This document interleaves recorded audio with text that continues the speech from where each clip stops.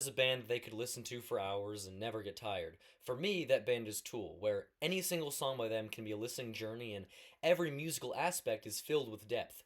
These musical elements that make them so popular within their genre can never be shared enough, in my opinion.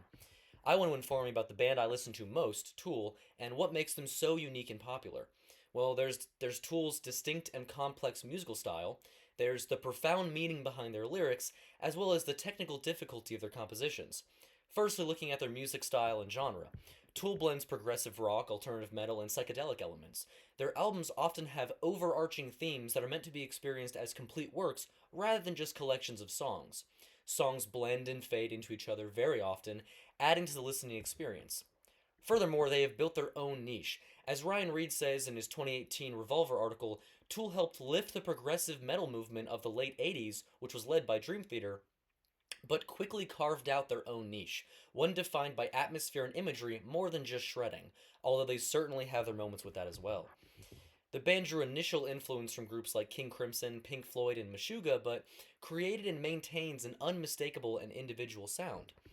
They, in a way, created their own genre and sound that creates an excitedly loyal fan base. One way they did this is by maintaining lyrical depth in each one of their songs. Maynard James Keenan is the singer and songwriter for the band, and his lyrics often focus on self discovery and some form of enlightenment.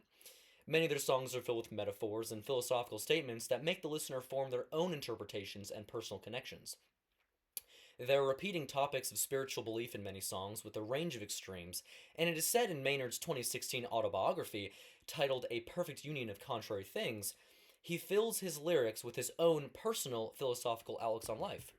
One example of this is Lateralis. Both the song and the album as a whole encourages exploration of consciousness and human potential, and is inspired by the Fibonacci sequence. The Fibonacci sequence is defined by Robert Lamb and Jessica Shields in their 2023 article as a series of steadily increasing numbers in which each number, the Fibonacci number, is the sum of the two preceding numbers. In the song Lateralis, the verses and syllables in each line follow the Fibonacci sequence, which demonstrates their attention to detail.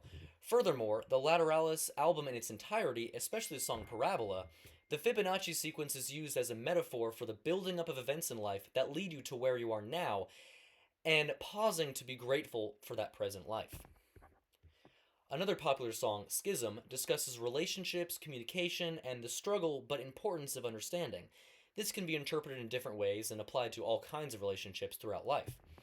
Lastly, a song they've remade twice now, Opiate, is about weaponizing religion to use people, and the impure desires that fill those who do so, which I believe is a very important topic. After talking about the lyrics, I want to explain the instrumental side of the music and just how challenging and impressive the melody is. Tool's compositions are known for their complexity, making them quite difficult for musicians to replicate. The timing of instruments is often not bound to any other instrument or vocals, and the consistency of funky drum fills and guitar solos that are seemingly thrown in the mix, but they always sound wonderful. The previously mentioned lyricism pairs well in every song with Maynard's incredible vocal range, as Reed says in the previously mentioned article, his whisper to scream range, which can be seen in almost every song, adding depth along with the skillful instruments. As said in Joe DeVito's 2020 Loudwire interview based article, the entire band makes a habit of engaging in several time signatures in one song, many of which deviate from the standard 3/4s and 4/4s that dominate popular music. Although, also, when the drummer for Tool, Danny Carey, was asked what the hardest songs to play were, one that came to his mind was The Grudge. He said in an interview, "The Grudge is one of the hardest because if we're not in tour shape, my hands almost completely cramp up because of all the Swiss triplets.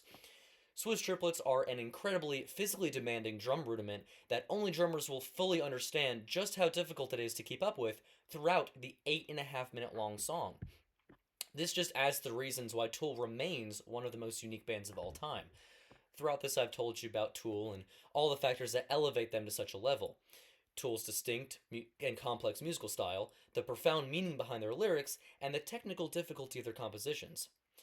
The complex musical layers of skill and depth help create songs where listeners will have no problem getting through the up to 20-minute song durations and enjoy every single moment. I recommend Tool to everyone and anyone and encourage them to take a deep dive into their discography and try to find personal and meaningful connections like I have.